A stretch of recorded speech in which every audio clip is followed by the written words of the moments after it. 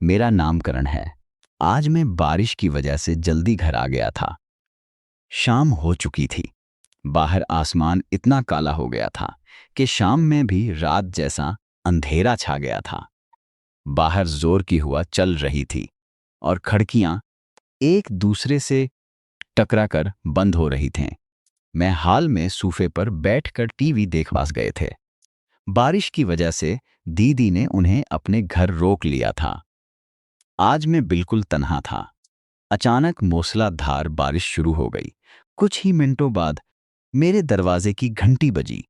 मुझे हैरत हुई कि इतनी रात को इस तूफानी बारिश में कौन आया होगा। एक लम्हे को लगा शायद माँ बाप आ गए हों, इसलिए मैं भागकर दरवाज़ा खोलने गया। दरवाज़ा खोलते ही सामने का मंजर देखकर मेरी आंखें खिली की खली रह गईं। मेरे दफ्तर की साथी रोशा खड़ी थी।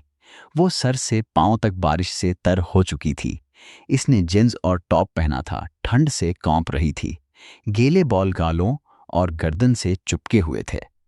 बाहर खड़े रहना इसके लिए मुश्किल हो रहा था। मैंने पूछा, रोशा, तुम? वो बोली, ओ करण, प्लीज पहले मुझे अंदर ले चलो। कानपती आवाज में बोली, मेरी गाड़ी सड़क के बीच में खराब हो गई। मोबाइल की बैटरी भी खत्म हो चुकी थी। फिर घर करीब था तो यहां आ गई। बारिश इतनी शदीद है कि ऑटो भी नहीं मिल रहा। सोचा वहां भीगने से बेहतर तुम्हारे घर आ जाऊं। हाँ करण, तुम जल्दी आए, अच्छा हुआ, बारिश से बच गए। बाहर बहुत बारिश हो रही है, बहुत बारिश हो रही है। उसने दोनों हाथ खुद पर लपट लिए। मैंने उसकी हालत देखकर कहा, बाती बाद मैं करेंगे, पहले तुम बाथरूम जाओ, गर्म पानी से नहाओ और ये कपड़े बदल लो। मैंने अपनी बहन की नाइटी इसे दी। वो फ्रेश होने चली गई। मैं बावर्ची खाने में गया और अदरक की चाय बनाने रख दी ताकि ठंड से राहत मिले। थोड़ी देर बाद रोशा निकल कर आई। नाइटी में वो बहुत खूबसूरत लग रही थी। गीले बाल तौलिए से बांधे हुए थे। मैंने चाय लेकर हाल में आया। अचानक जोरदार गर्ज हुई और सारी लाइट्स बुझ गईं। घर अंधेरे में डूब गया। खुदाया, रोशा जोर से चीखी और अंधेरे में मेरा हाथ पकड़ लिया। डर के मारे किस कर पकड़े हुए थी। मैंने जेब से मोबाइल निकाला, फ्लैश लाइट ऑन की और टेबल पर रख दिया। हाल में खामोशी छा गई। हम दोनों सोफे पर बहुत करीब बैठे एक दूसरे को देख रहे थे, चाय पी रहे थे और बातें कर रहे थे। मगर ठंड और मध्यम रोशनी ने पुरानी यादों का सा माहौल बना दिया था। करण, तुम्हारी माँ बाप कहाँ हैं? नजर नहीं आ रहे। दीदी के पास गए हैं, बारिश की वजह से आज वापस नहीं आ सकते, रोशा बोली। करण, अभी भी बहुत ठंड लग रही है। वो आहिस्ता से खसकी और मेरे बिल्कुल साथ बैठ गई। कंधा कंधे से लग गया। इसकी कुर्बत से मुझे खुशगवार गर्मी महसूस हुई।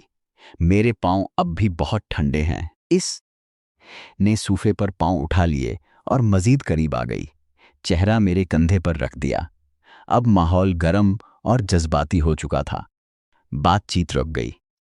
सिर्फ बारिश की बूंदें में और हमारी सांसें सुनाई दे रही। देखा, उसकी आंखों में एक अजीब सी चाहत और प्यार था। वो आहिस्ता आगे बढ़ रही थी। मैं भी कंट्रोल खो रहा था। मैंने हाथ उसके कंधे पर रखा। उसे सुकून मिला। आंखें बंद कर लें। मैंने चेहरा उसके करीब लाया। सांसें मिलने लगें। रोशा ने मेरा हाथ अपने हाथ में लेकर दबाना शुरू कर दिया। शाम गुजर रही थी, रात आ रही थी। इस अंधेरे और ठंडे कमरे में हमारे दरमियान की दूरियां और पुराने रिश्ते मिट रहे थे। माहौल जज्बात से भरपूर था। रात गुजर चुकी थी। बाहर बारिश और तेज हो गई। अंदर का माहौल तूफान से भी ज्यादा शदीद और जज्बाती होता जा रहा था। बिजली अभी तक नहीं आई थी। मोबाइल की फ्लैश लाइट से काम चल रहा था। रोशा ने प्यार से मेरा हाथ और किसकर पकड़ लिया। इसकी गर्म सांसें मेरी गर्दन पर गर रही थीं। करण, उसने बहुत आहिस्ता कानपती आवाज में मेरा नाम लिया। मैंने देखा, फ्लैश लाइट में उसका चेहरा बहुत खूबसूरत लग रहा था। होंठ हल्के कांप रहे थे। मैंने आहिस्ता उसके गाल पर चुपकी बालों की लट हटाई। इंगलियों के छूते ही उसने आंखें बंद कर लें और गहरी सांस ली। मैंने हाथ गालों पर फेरा, ठोड़ी पकड़कर चेहरा मेरी तरफ मुड़ा। आंखें खोलें तो झुझक कम और ख्वाहिश ज्यादा तेज थी। बगैर सोचे मैंने चेहरा करीब कर दिया। सांसें एक दूसरे से टकरा रही थीं। अगले ही लम्हे मैंने उसके माथे और होंठों पर प्यार भरा हल्का सा बोसा दिया। इसके जिस्म में खुशी की लहर दौड़ गई।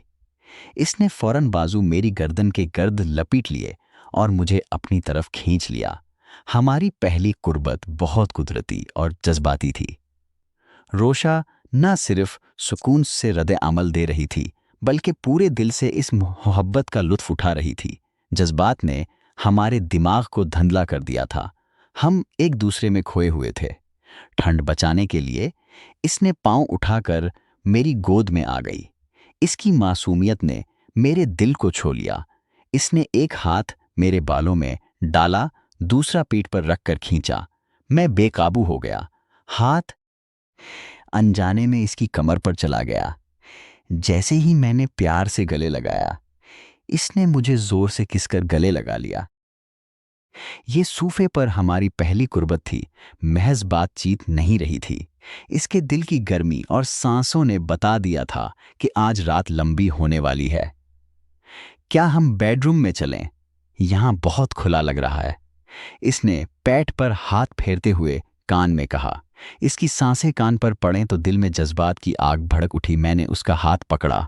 अंधेरे में आहिस्ता बेडरूम की तरफ बढ़े।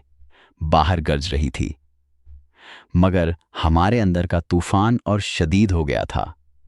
रात गुजर चुकी थी। हम हाल से बेडरूम में आ गए। मैंने खाने को कहा, मगर उसने इनकार कर दिया। बाहर बिजली की चमक खिड़की से अंदर आ रही थी। बारिश की आवाज और हमारी तेज सांसें सुनाई दे रही थीं। मैं बिस्तर पर बैठ गया। रोशा बगैर सोचे मेरे करीब आई और खुद को मेरे सिपर्द कर दिया। मेरी बाजुओं में आ गई। उसका करीब आना मुझे बहुत अच्छा लगा। उसका दिल मेरे दिल से जुड़ा था। उसने बॉल पीछे किए। आज रात कोई हमें नहीं रोकेगा, मेरी आंखों में देखकर बोली। नीचे झुकी और मेरे होंठों पर गहरा बोसा दिया। मैंने दोनों हाथ कमर पर रखे, खींचा और नरम पेट छुई। उसके मुंह से हल्की आह निकल गई। वो मेरी पेट और सीने पर हाथ फेरने लगी। नरम इंगलियों का स्पर्श मुझे मदहोश कर रहा था। उसने सारी झुझक दूर कर दी थी।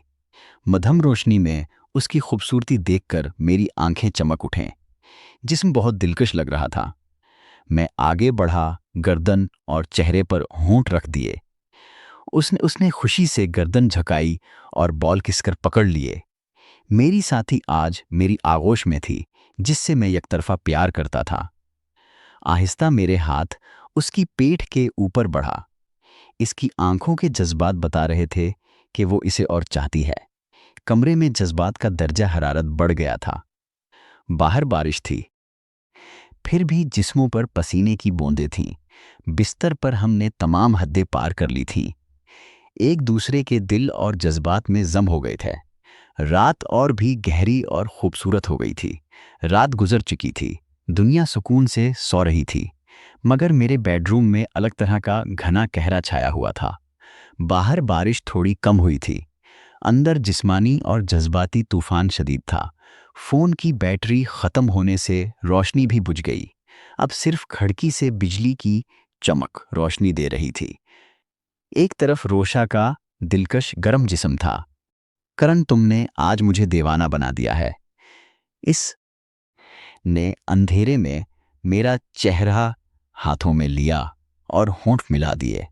इस बोसे में सिर्फ जिस्मानी ख्वाहिश नहीं, बल्कि गहरा सपर्दगी था। इसके जज्बात मेरे दिल में गूंज रहे थे। मैंने हाथ पेट पर सरकाया, कमर पर ठहराया। गिरफ्त की मजबूती से वो जोर से करहा उठी और भी किसकर समट गई।